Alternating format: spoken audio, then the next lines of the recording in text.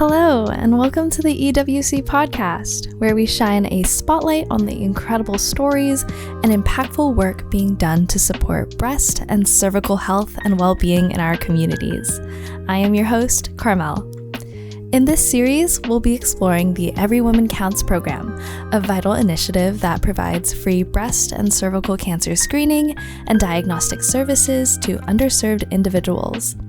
We'll hear from dedicated community health workers, program staff, healthcare providers, and most importantly, the individuals whose lives have been touched by this program.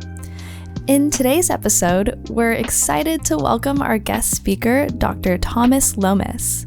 Before we get started, though, a big thank you to everyone tuning in. Whether you're a healthcare professional, a public health advocate, or simply passionate about breast and cervical health, this podcast is for you. Hello, Dr. Lomas. To start, can you introduce yourself to our listeners and your relationship with the Every Woman Counts program? My name is Dr. Thomas Lomas, and I'm a cancer surgeon and also a scientist. And I've been working with the Every Woman Counts program since the late 90s when I was at USC in the Department of Breast and Endocrine Surgery. Can you explain why breast cancer is a significant health concern, particularly for our underserved and often marginalized communities in Los Angeles? Well, a lot of women still die of breast cancer, although we've made great strides. We've really, with some of the new therapies like immunotherapy and other therapies that we may or may not have a chance to speak about, we've made a lot of progress. The problem is that not all women have access to these new treatments. And even though the Every Woman Counts program is a life-saving program, has saved so many lives, not all referring physicians and not all patients are aware that the program exists. And one of my goals over the last 25 years has been to try to draw attention to the program and all the valuable services that it offers. What role does early detection play in the successful treatment of breast cancer? How does screening facilitate this? So, breast cancer is really a whole group of diseases. It's not one disease. And some of those diseases we treat with a lot of success. But there are other subsets of the diseases that, based on the way those tumors, we call it gene expression, the way they express their genes, it's in a way that makes the tumor very aggressive. And for example, there's a group of breast cancers called triple negative breast cancers. We don't have time to get into exactly what that means, but it has to do with whether or not they express the certain proteins, and some of these proteins are called the estrogen receptor, the progesterone receptor, and also a human epithelial growth receptor called HER2. Cancers that don't express any of those, we call triple negative because they don't have any of the three. And those cancers can be extremely aggressive, and they can spread very early on, like before they even get big enough for a woman to feel them. Like they can spread even when they're a centimeter. And that's why screening is so important. And we do know that since we've been screening over the last 30 some years, 40 years, that there's been less women dying from breast cancer, at least 25% less. But still, unfortunately, a lot of patients find out when the cancer's at a later stage. What are some of the barriers that women face when it comes to accessing breast cancer screenings? And how does EWC work to overcome these challenges?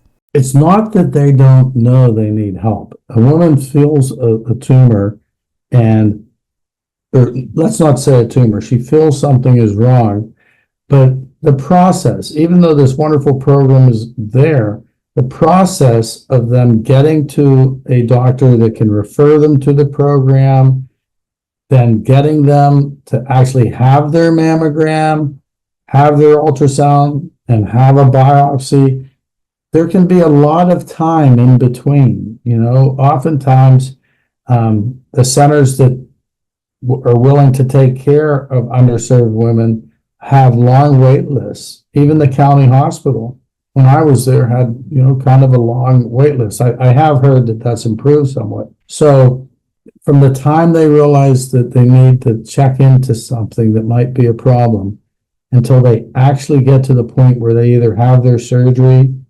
or if they're having chemotherapy first, have their chemotherapy, can be several months. And that's a problem, because that can result in enough time for the cancer to spread to a point where it may no longer be curable.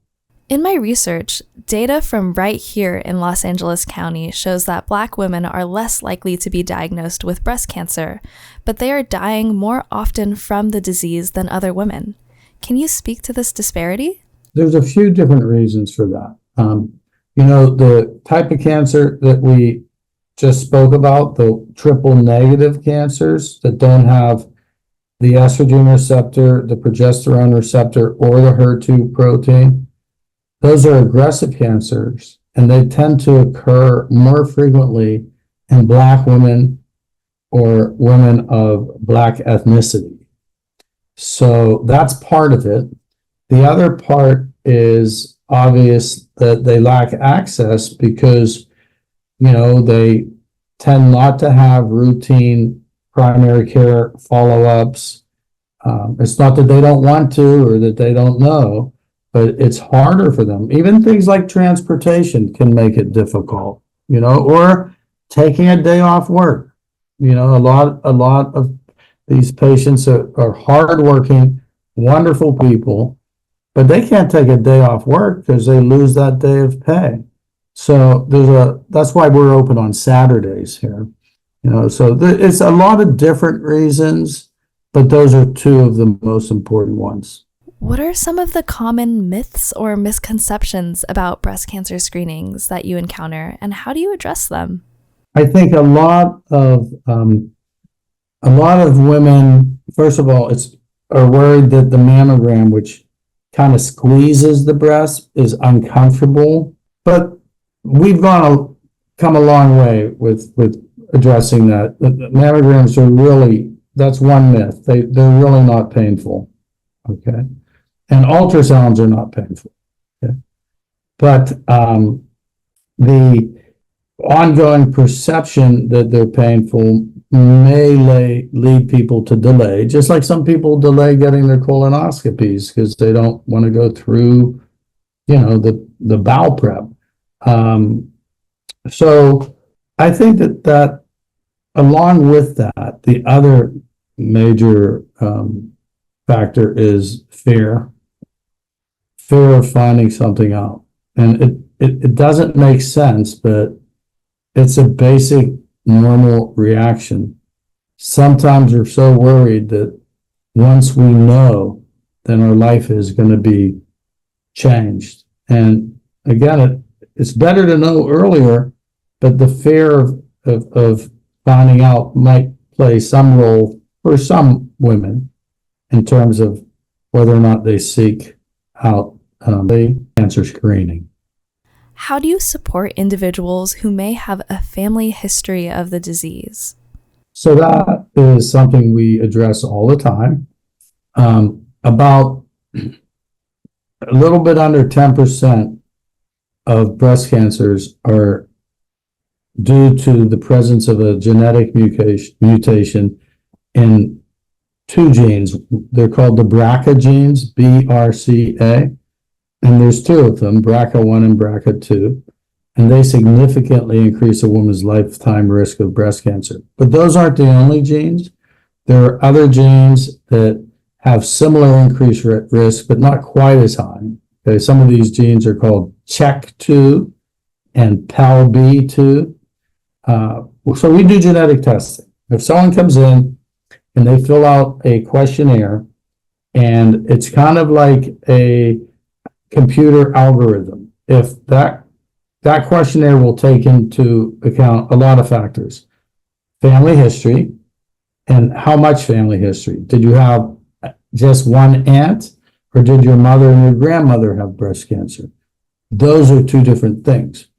The age at which your relatives had breast cancer. If your mother had breast cancer at 40 years of age, that's more worrisome than if your mother had breast cancer when she was at 80. There are other factors such as lifestyle, how much alcohol consumption the patient has.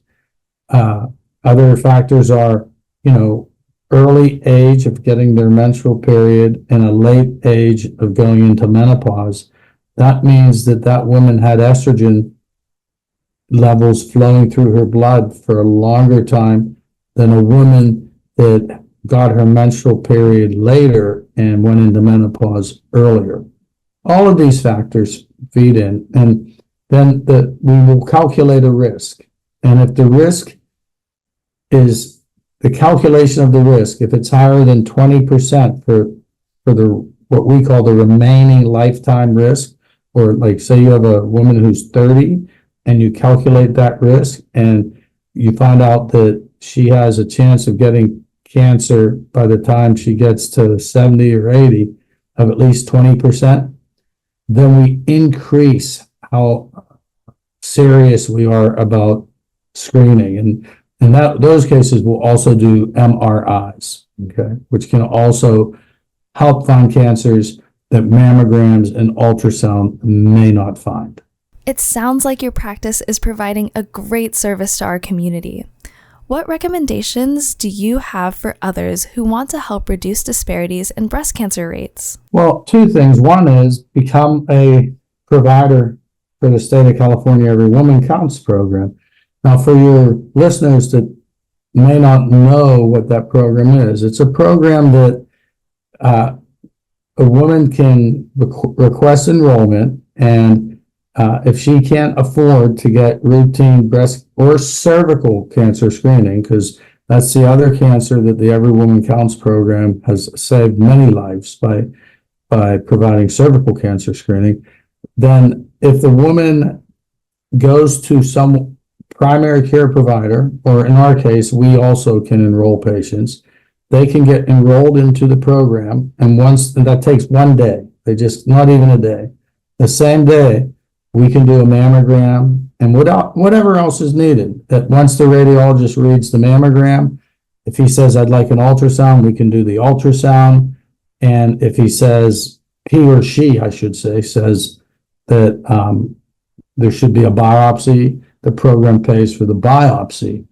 And then if the diagnosis of cancer is made, then there's a sister program called the Breast Cancer Treatment Fund that will pay for all the treatment, for the surgery, the chemotherapy, and the radiation.